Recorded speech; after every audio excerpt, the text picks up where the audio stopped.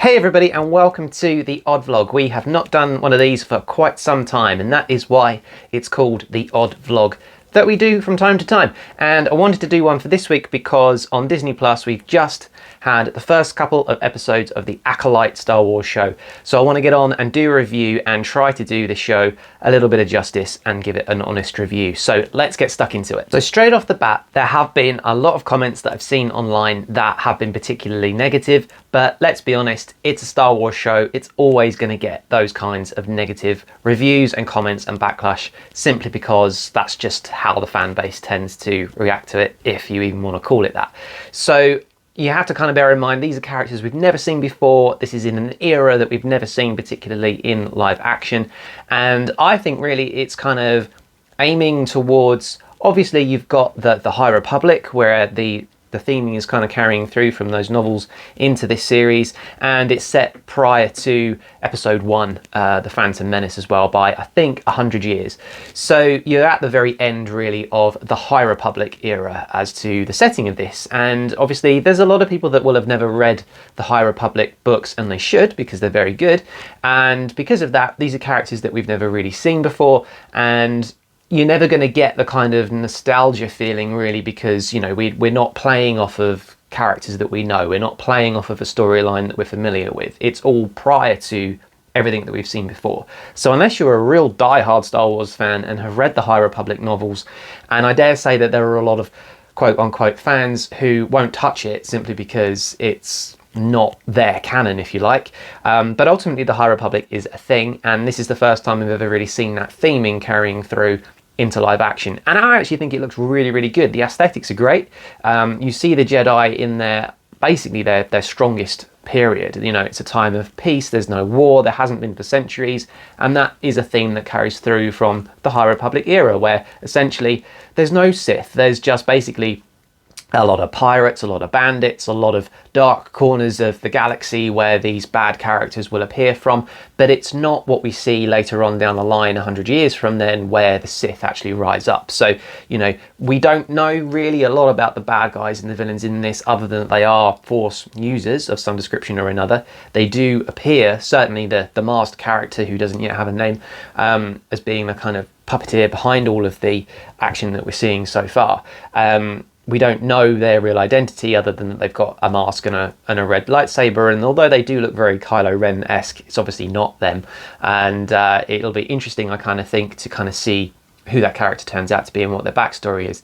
But therein lies a little bit of a problem, because it's not going to be somebody that we know. So if they do an identity reveal, I highly suspect that it's going to not really have the kind of shock value, because it's not going to be someone that we know. If it is, it's only going to be someone that we know from that show. It's not going to be, you know, Palpatine or whoever. It's not going to be somebody that we're familiar with, and therefore it's not going to have the shock value as such. So you kind of have to take this show on its own merits and of its own thing really, and kind of just see it separate from everything else. And a little bit about the characters, because obviously for a lot of people these are completely new. Well, for most people they will be completely new, but there is one who's carried forward from the High Republic novels, which is Venestra Rowe. So this is the first time we're seeing her in live action, and she's a lot more grown up now than what she is in the novels, where she's more of an apprentice and now she's a master. So you see that evolution of that character, but it's great to kind of have that connection and that throwback to the High Republic books, and it keeps that theming going. And it is a theme. I mean, you look at their robes, for example, aren't what we're used to seeing from, you know, episodes 1, 2, 3 and onwards. You've got the golden colour, that kind of yellowish tinge to their robes that they wear. So, you know, aesthetically it looks really, really different, but very, very cool. It's peak Jedi. This is them at their absolute strongest, and they look amazing. Very, very cool. And it's great to kind of see the evolution of how they get from that to, you know, episodes 1, 2 and 3 in the prequels, where they're a little bit more, almost more subdued, until obviously you get to the Clone Wars, where they start armoring up and all this kind of thing.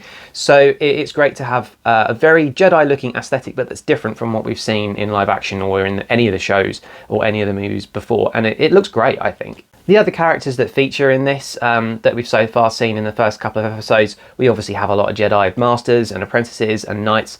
There is one particular character who so far I found particularly irritating, who is called Yord, and basically he's a very recently, I think, qualified Jedi Knight, as it were, and I don't think he's been in that role for particularly long because he seems particularly brash and although he kind of comes across as quite confident, there are other times in scenes where actually he looks like he's got a lot of self-doubt. So I don't think he's been doing that role for particularly long.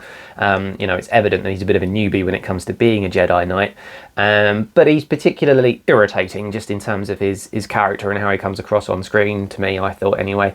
So I'm hoping that at some point during the show he starts to be a little bit less of, I don't know, an irritant, and starts to almost soften a little bit so that you can actually get a little bit more affection towards him as a character, because at the moment he's just a bit of a plank, really, to be honest, and just annoying. So that is one character that I don't particularly like so far. I was hoping that Master Indara would be in it for a lot longer than she is, because obviously played by Carrie-Anne Moss, you would hope that as a name to the brand would have seen the series through, and I thought that she was going to be one of the main characters in this, and really she's not, but she is heavily involved in the opening sequence on episode 1, and it's a great opening, actually, I have to say, but I would have liked that character to have stayed in it and learned a little bit more about them, but in the end I think the kind of main Jedi character, the main Jedi Master in this, is actually called Sol, who's not one that we know before, but is an interesting character and actually has, the potential for some great backstory, very powerful Jedi, and certainly very skilled in the Force. So it's interesting, I think, to kind of have this brand new Jedi Master character that we need to find out a little bit more about, and does seem, I think, to be quite an engaging and interesting character. So he is one to look out for. I think he'll be very good in this show. You've also then got the apprentices Jackie, who is, so far we don't really know anything about her other than that she's very young, and obviously almost in some sense she kind of plays from the audience perspective, because she is kind of introducing you to characters and sort of seeing it through her eyes almost, because she doesn't really know a lot, she's not very experienced, but she does know obviously about the Jedi as we do as an audience as well. So hopefully there'll be some character development for her, but at the moment she's a bit of a blank slate, really, as far as it comes to what her character is going to be like in this. The sort of main protagonist in the series is a character called Osha, and basically she is the twin sister of the assassin that is running around trying to kill all of the Jedi, or 4 in particular that she's got on her hit list. Those really are the two main characters, Osha and May, as they travel through. It is interesting, I thought, that they were playing off of this idea of, twin sisters, one who was a Jedi and one who's clearly going down more of a Sith route, although probably not technically a Sith, but certainly a Force user and an assassin. So you've kind of got those two things playing off of each other.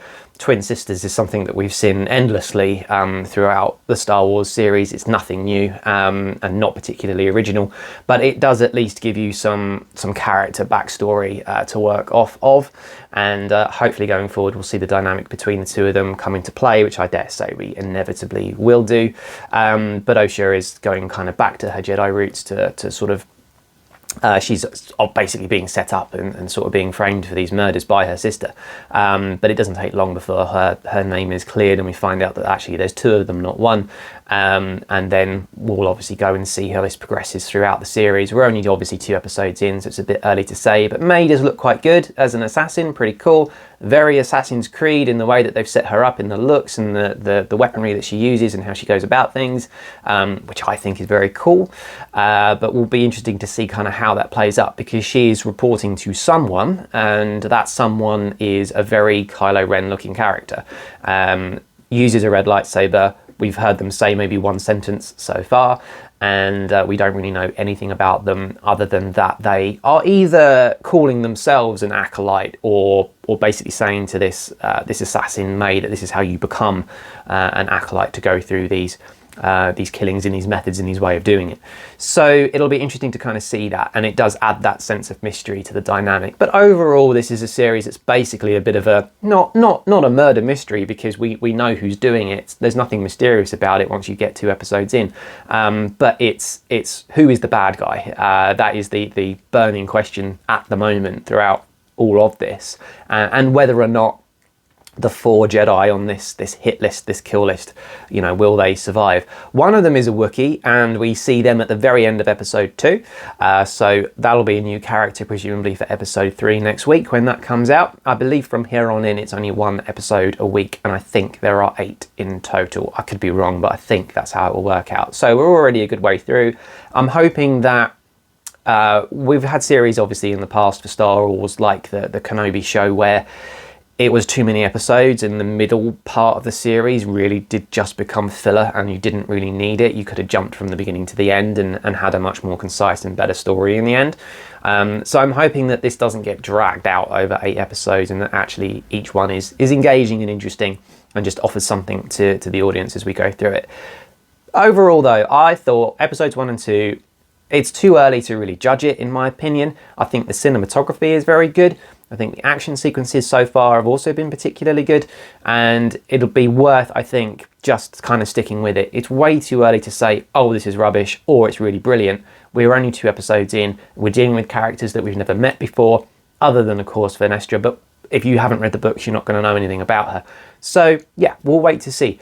I think we're going to get an appearance from Yoda at some point because, again, if you've read The High Republic, you know that he's definitely a Jedi Master by this point.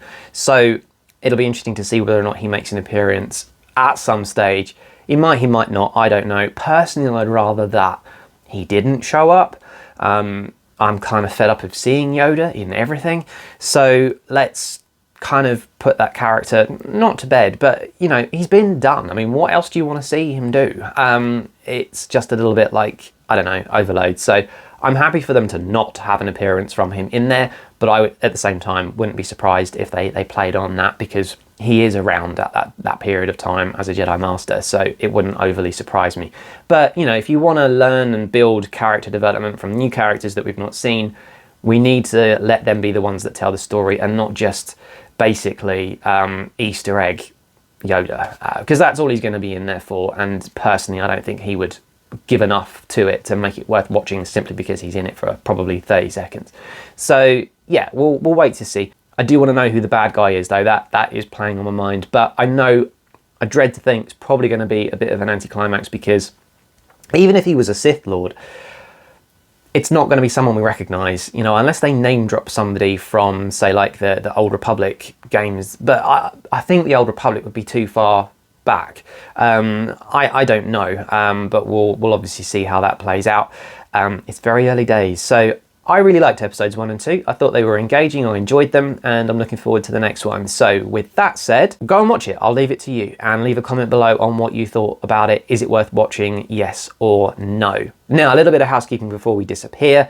We obviously haven't done an odd vlog for a very long time. We've been at multiple Comic-Cons over the last couple of months and Disneyland and everywhere else in between. So since I've last done an odd vlog, we have hit some milestones on the channel, and you can now go on my homepage to my online store where you can start getting some merch for the first time ever. So please do go and check that out. Give the video a like, and if you really liked the video, give it a super thanks because that will absolutely, definitely support the channel. So with that said, thank you very much for watching, and I'll see you guys in the next episode.